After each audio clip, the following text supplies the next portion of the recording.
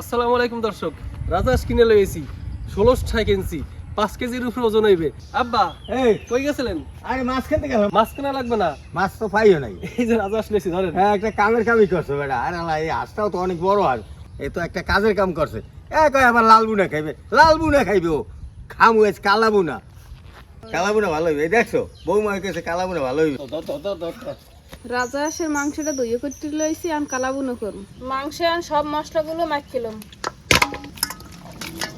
পেঁয়াজ রসুন বাটা, আদা বাটা, জিরের গুঁড়ো, ধনিয়ার গুঁড়ো, হলুদের গুঁড়ো, মরিচের গুঁড়ো, দারচিনি, এলাইচ, তেজপাতা, পেঁয়াজের বেরেস্তা, লবণ, কালাবুনোর স্পেশাল মশলা।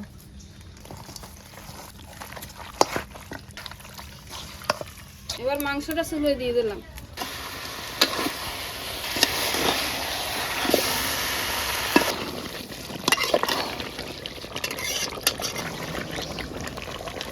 রান্না হয়ে গেছে, আমি বাগার দিয়ে দেব।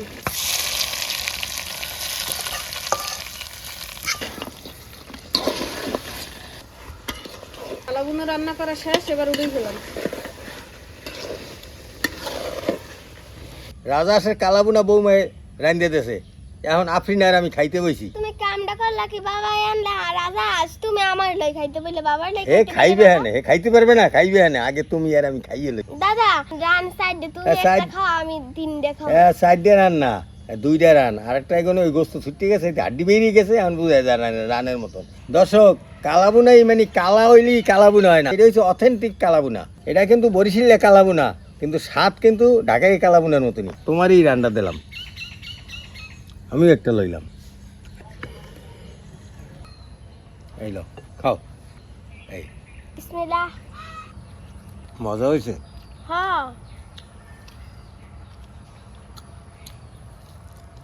ঢাকাই এর মতনই হয়েছে।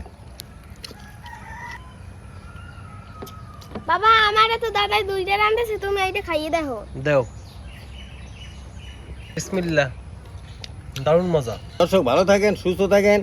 আমি আর নাতনি কালাবুনা খাইতে থাকি সেই মজা করিয়া। আগামী দিন নতুন ভিডিওতে দেখা হবে।